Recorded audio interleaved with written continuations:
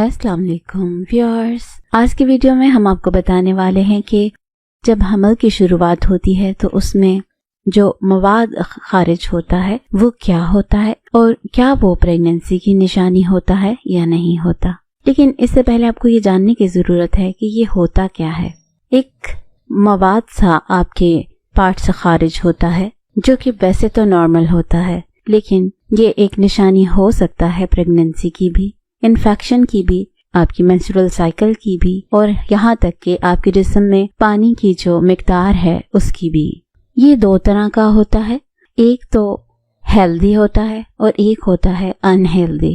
जो हेल्दी होता है उसका जो कलर है वो क्लियर होता है या हल्का सा दूधिया होता है। ये पतला होता है टेक्सचर में, यानी कि पानी से मिलता जुलता, और हल्की से इसमें एक स्मेल होती है मखसूसी, जो इसकी एक पर्टिकुलर स्मेल होती है। लेकिन जो अनहेल्दी डिस्चार्ज होता है उसके अंदर बहुत गंदी स्मेल होती है। उसका कलर या तो ग्रीन होता है या येलो होता है, बीच में गुठलियां या लंप बने होते हैं।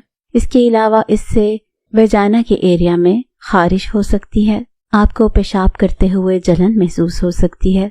तो अगर ये सिम्टम हो तो इसका मतलब है कि आपका डिस्चार्ज अनहेल्दी है।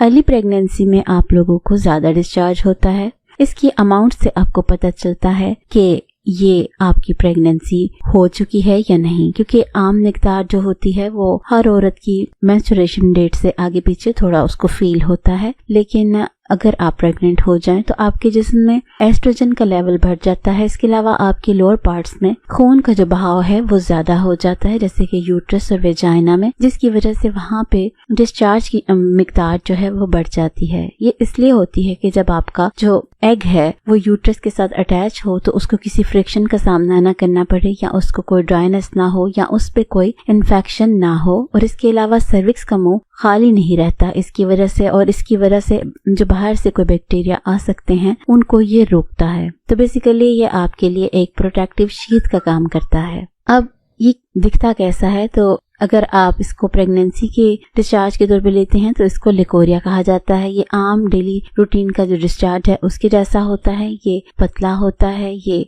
क्लियर होता है, यानी कि ये ट्रांसपेरेंट या शफाफ होता है, ये हल्का दूधिया होता है और इसमें हल्की सी या कोई स्मेल नहीं होती।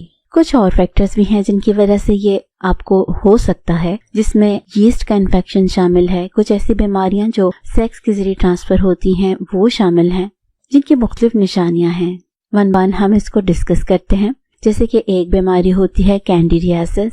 इसमें आपके जिस्म में यीस्ट का यानी कि फंजाई का इन्फेक्शन हो जाता है। इसमें जो आपको डिस्चार्ज होता है वो थिक होता है, चंकी होता है, यानी उसके अंदर ग्रैन्यूल्स या इस तरह की चीजें मौजूद हो सकती हैं, या वो ऐसा होता है जैसे कॉटेज चीज की शक्ल होती है।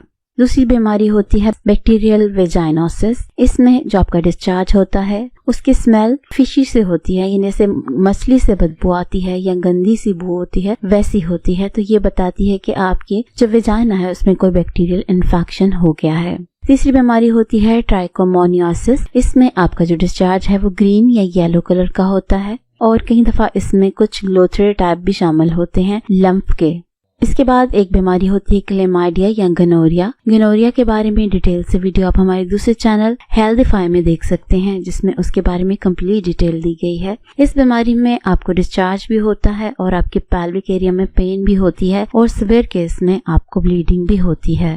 इस वीडियो का लिंक हम आपको आई बटन में दे देंगे ताकि आप उसको देख सकें। जेनिटल हर्पिस एक बीमारी होती है जो कि आपके जेनिटल पार्ट्स में होती है, और इसमें भी जो डिस्चार्ज होता है वो जलन वाला होता है, या आपको ऐसे फील होता है जैसे छाले बन गए हों और साथ डिस्चार्ज होता है। तो ये जरा एक सीवियर कंडीशन होती है। अगर तो आपको प्रेगनेंसी की दूसरे सिम्टम्स भी आ रहे हों तो फिर आपको डॉक्टर के पास जाकर अपने कंप्लीट चेकअप करवाना चाहिए, अपना ब्लड लेवल चेक करवाना चाहिए, अपना यूरिन टेस्ट करवाना चाहिए और अपना प्रेगनेंसी टेस्ट करवाना चाहिए। बेशक आप घर में भी टेस्ट कर लें अपनी प्रेगनेंसी को, लेकिन डॉक्टर के पास जाना जरूरी है ताकि आप उनसे अपनी शुरुआत एहतियात के साथ करें। लेकिन अगर आपको ऐसा मसला नहीं है और आपको जो सिम्टम्स आपको बताई गई हैं वैसा है, तो भी आपको डॉक्टर के पास जाने की जरूरत होती है ताकि आप उनसे ये मालूम कर सकें कि आपको डिस्चार्ज क्यों हो रहा है, क्योंकि इससे इन्फेक्शन बढ़ जाएगा और इन्फेक्शन बढ़ने के साथ साथ आपकी तबीयत अपसेट हो जाएगी और आपकी हेल्थ पे इफेक्ट होगा। तो इसके लिए आपको डॉक्टर से कंसल्ट करने की जरूरत होती है।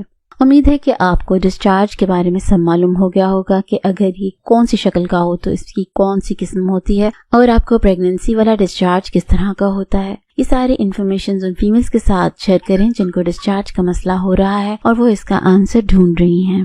نئی ویڈیو آنے تک اپنا بہت سا خیال رکھیے، اور آپ اپنے کسی خاص ٹاپک کے اوپر ویڈیو چاہتی ہیں تو کمنٹ کے ذریعے آپ ہمیں انفارم کر سکتی ہیں۔